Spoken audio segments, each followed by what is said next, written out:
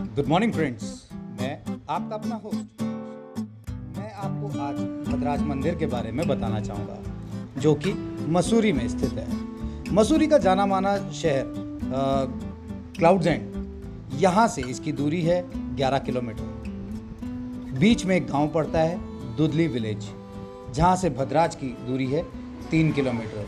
अगर आप लोग कुछ चीज़ों पे, जैसे कि आपका ट्रैकिंग पे विश्वास रखते हैं, तो आप यहाँ पे ट्रैकिंग के उद्देश्य से जा सकते हैं। लेकिन ये एक मंदिर है, तो यहाँ पे दारू ना पिएं, अंडा ना खाएं और मांस ना खाएं। इन चीज़ों का हमेशा ध्यान रखें। कुछ लोग जो हैं यहाँ पे घूमने के पर्पज़ से जाते हैं, लेकिन ये एक आस्था का मंदिर है।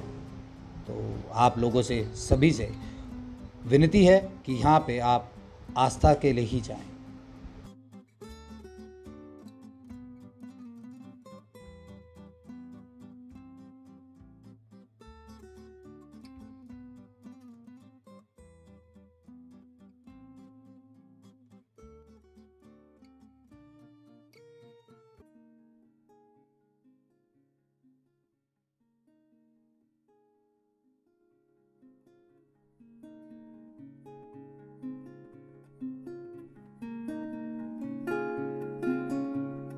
अब मैं आपको कुछ इस मंदिर के बारे में बताना चाहूँगा। महान महाभारत युद्ध के बाद द्वापर युग में मंदिर का निर्माण किया गया था।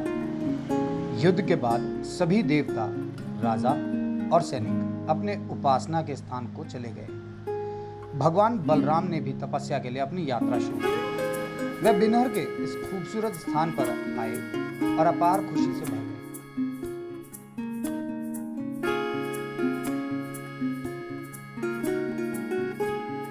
भगवान बलराम, जो कि यहाँ कुछ दिन के लिए रुके, उन्होंने वहाँ के लोगों को देखा और उनसे अति प्रसन्न हुए, क्योंकि वो अपने गायों की बहुत अच्छी देखभाल करते थे और मेहमान नवाजी भी करते थे। जब वो कुछ दिन वहाँ रुके, तो उन्होंने वहाँ के चरवाहों को युद्ध की कुछ रणनीति और तपस्या के बारे में सिखाया।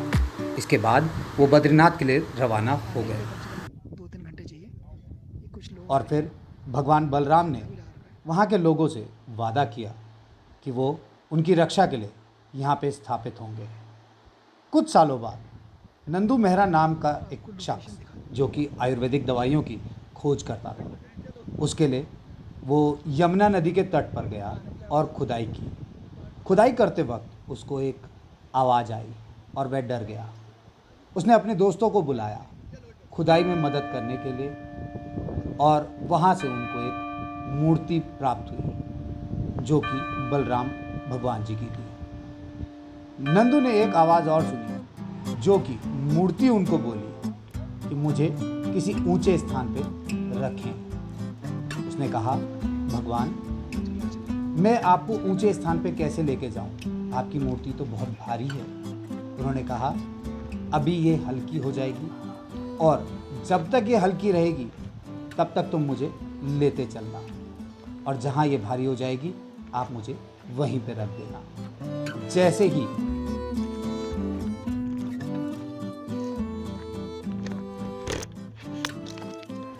जैसे ही नंदू मेहरा और उसके साथी भद्राज पे पहुँचे, उनकी मूर्ति भारी हो गई और उन्होंने वहाँ पे उसकी स्थापना कर दी।